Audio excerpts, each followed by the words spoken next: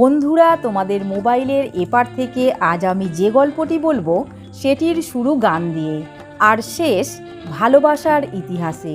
একটি music album থেকে উঠে এলো এক চিরন্তন প্রেমের সিনেমা, যার নামটা একবার শুনলেই যেন হৃদয় নেচে ওঠে।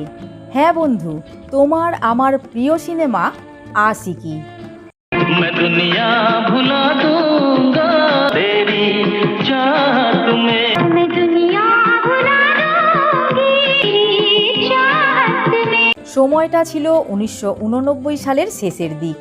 সেই সময় একটি মিউজিক অ্যালবাম তৈরি হচ্ছিল, নাম চাহাত, যার মিউজিক দিয়েছিলেন নাদিম শ্রাবণ, আর প্রতিটি শব্দে প্রেম ঢেলেছিলেন গীতিকার সমীর।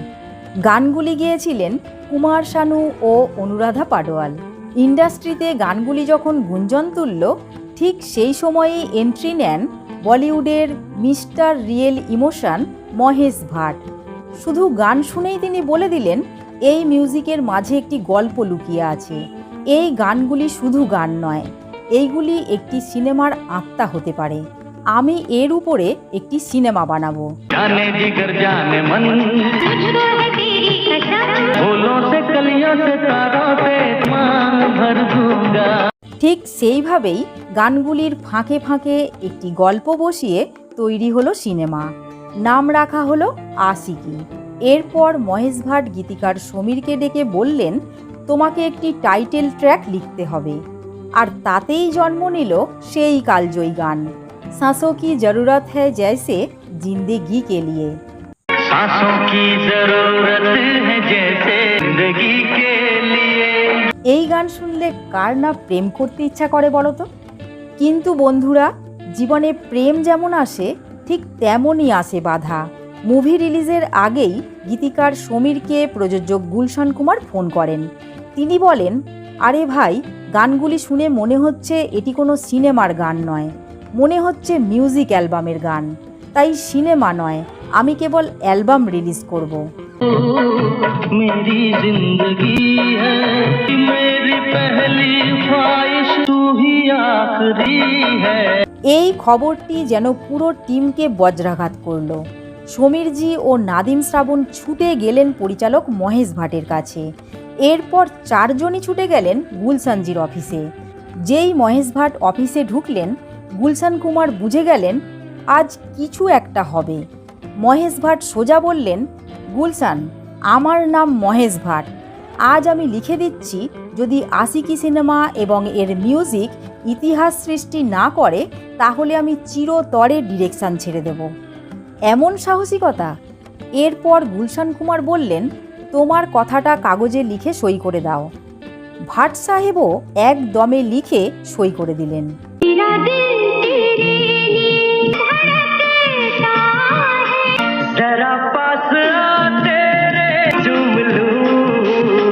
এই আত্মবিশ্বাস দেখে গুলশানজি থমকে গেলেন। সত্যিই কি শুধু গান আর গল্প কেবল একটি সিনেমাকে জনপ্রিয় করে তুলতে পারে? ভাট সাহেব এখানেই থামলেন না, আরও এক ধাপ এগিয়ে বললেন, আমি এই সিনেমার প্রমোশন এমনভাবে করব যেভাবে আগে কোনো সিনেমায় করিনি।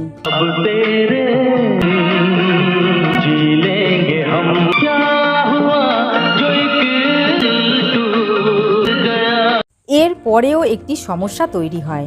সমস্যাটি হলো, গুলশানজির ভাবনায় সিনেমার নায়ক নায়িকার মুখ দর্শকরা গ্রহণ করবে না, কারণ তাঁরা ছিলেন একেবারেই নতুন মুখ। তখন ভাট সাহেবের এক বুদ্ধি ক্লিক করল। তিনি বললেন, ঠিক আছে, পোস্টারে নায়ক নায়িকার মুখই দেব না, জ্যাকেট দিয়ে ঢেকে দেব। তাহলে সিনেমার মুখ হবে গান আর শুধু গান।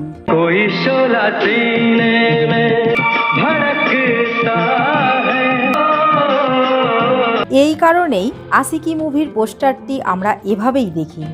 আর বাকিটা তো ইতিহাস। আশিকি হয়ে উঠল বলিউডের সবচেয়ে বেশি বিক্রি হওয়া মিউজিক অ্যালবাম। গানগুলি হয়ে উঠল প্রেমের ভাষা, আর সিনেমাটি হলো প্রেমিকদের আত্মা। जाने जिगर जाने मन, मुझको है तेरी कसम।